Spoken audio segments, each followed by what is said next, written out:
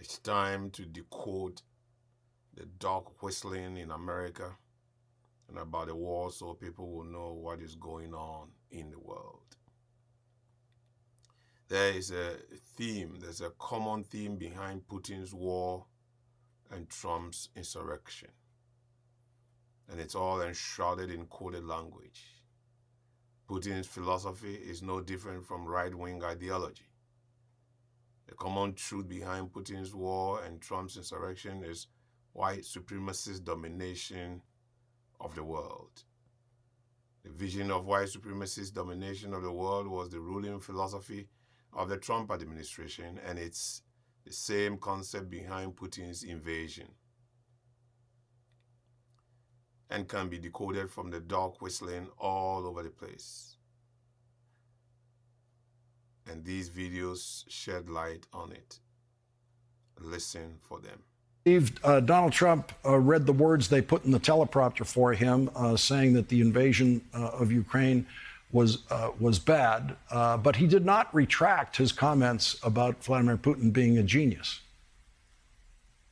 The leading agents for Vladimir Putin, his greatest cheerleaders, come from the American right in this moment of a great war crime being committed against the Ukrainian people by Vladimir Putin and the Russian military.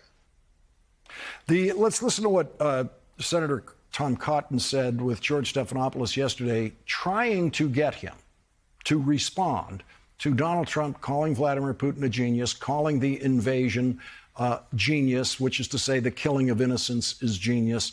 Let's listen to how that went. Why can't you condemn Donald Trump for those comments?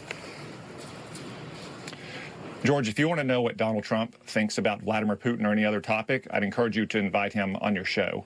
I don't speak on behalf of other politicians. They can speak for themselves. I feel quite confident that if Barack Obama or Joe Biden said something like that, you'd be first in line to criticize him.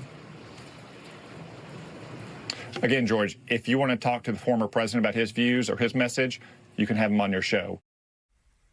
Steve, I think I could actually feel the fear in the air between George Stephanopoulos' question mark and the first words Tom Cotton could bring himself to say.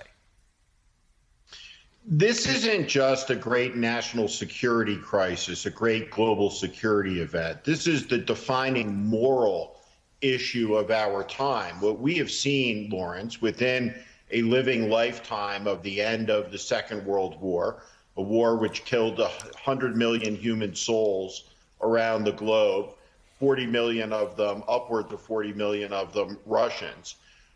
The age that was ended by the ending of the Second World War. For the last 80 years, the world, for all its faults, has tried to avoid this scenario. A great power acting aggressively towards a smaller neighbor, trying to wipe it from existence. And the Ukrainian nation has signaled quite clearly that it will not be wiped from existence, that it will fight. And so we see babies being born in subways and bomb shelters. We see old women preparing Molotov cocktails. We are reminded suddenly that the cost of freedom is very, very high indeed. And in this country, we've all witnessed, and it doesn't need debating, a fifth column that's given aid and comfort, that's fetishized Vladimir Putin, that's assaulted American democracy with lies. All of these people all around the world in this Steve Bannon project know each other. And what they all share in common is that the top of the pyramid, the man that they worship, the man they idolize, is Vladimir Putin, who is no genius. He is a war criminal, and he has let loose the furies. We are in the fifth day of a new era. A lot of people will die. The human misery that has been set loose by this man is hard to articulate. The situation will become graver, and we will watch in the days, weeks, months ahead as the world situation deteriorates, knowing that around the world, almost everyone has turned their back on Putin, except for the American right. So Marjorie Taylor Greene gets introduced at this event by someone who says that, a neo-Nazi who talks about some in the media comparing Putin to Hitler, and he says, as if that's a bad thing. And he laughs, and he gets a laugh from his audience about it because they, of course, think that being compared to Hitler is the greatest, most positive comparison anyone could possibly have. And so they admire Vladimir Putin for any comparison to Hitler. And then a member of the United States Congress walks right in after that, stands up, and very happily joins with that group. He's a neo-Nazi. Today, he was laughing on his program about segregation, talking about how it was better for black people to be segregated, to drink out of separate water fountains, to stop complaining about it. Marjorie Taylor is a disgrace. She's one of several disgraces that are beyond redemption in the House Republican Conference. You know, look, I'm sympathetic to Nancy Pelosi's workload, but I wish she would make a move here to expel Marjorie Taylor Greene, who has violated every conceivable rule of decorum, degraded the institution. It is completely appropriate for the House of Representatives to reject this loon and send her packing, and the people of Georgia can hold another special election and send someone else to Washington, D.C. to represent them. It's so striking, by the way, to see that fear in Tom Cotton's eyes when he's asked to disagree with Donald Trump on television on the very same weekend that we are seeing a kind of heroism in a politician that I'm not sure we have seen in live television coverage. We never have seen it in live television coverage of a war. President Zelensky staying in Ukraine when offered an opportunity to safely escape, saying, I don't need a ride, I need ammunition, a line that will live forever in the history of courageous lines by leaders in war. That contrast with these weak quislings in the Republican Party is just a stunning thing to see. Well, it sure is. And what Zelensky has said in this remarkable, magnificent moment of leadership in front of the world, this man is being hunted. Vladimir Putin seeks to kill him. He has not left his capital, and there's a decent chance that he will die there. But this man, at a moment of maximum danger, his message has been to his people and to the entire world, be not afraid.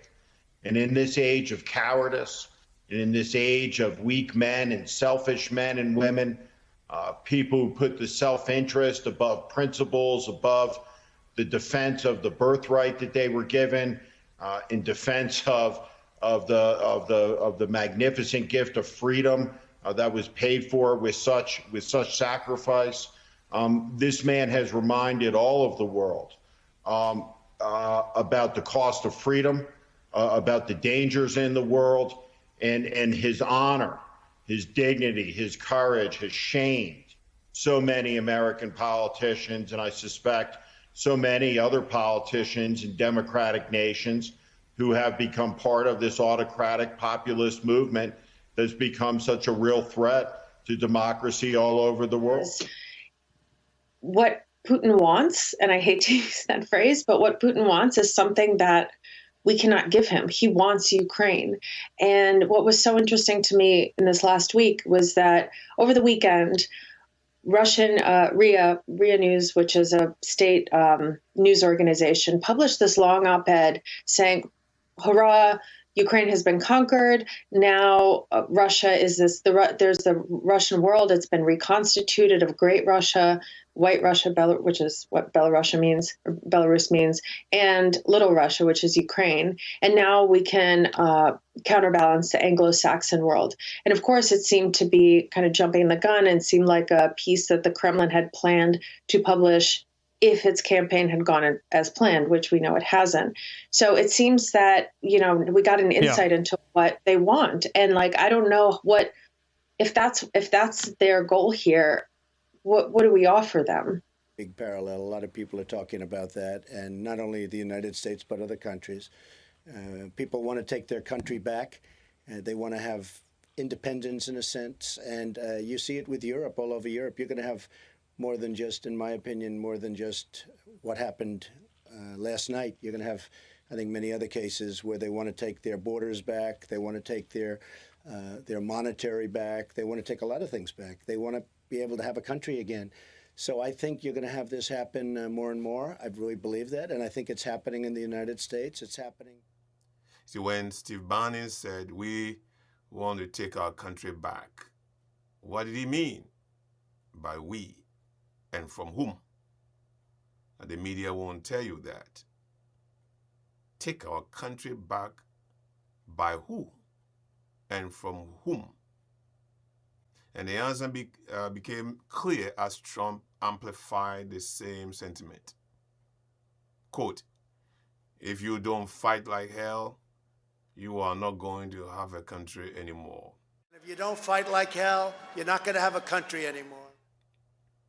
The answer became evident simply by those who stormed the Capitol.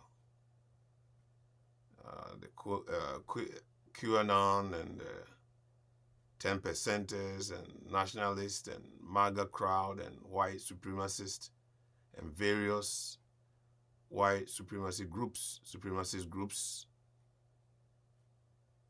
and from whom? And that would be black folks and Hispanic folks and Asian folks and Indian folks and all minority folks. The reason right-wing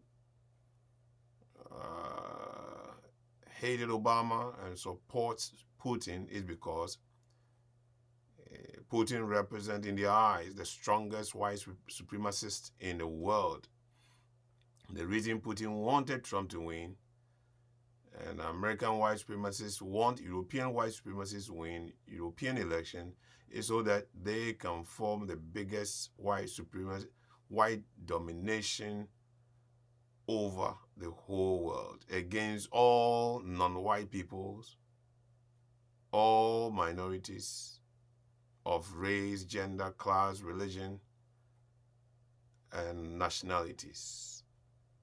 And then they can dismantle democracies and freedoms and install autocracies and dictatorships all over the world with the advantage of European, American, and Russian nuclear weapons. The goal is to create a global white power governments to rule and trample on all minority rights the world over. And the minority voter suppression laws in the country today are your indication of what is to come if they get their way.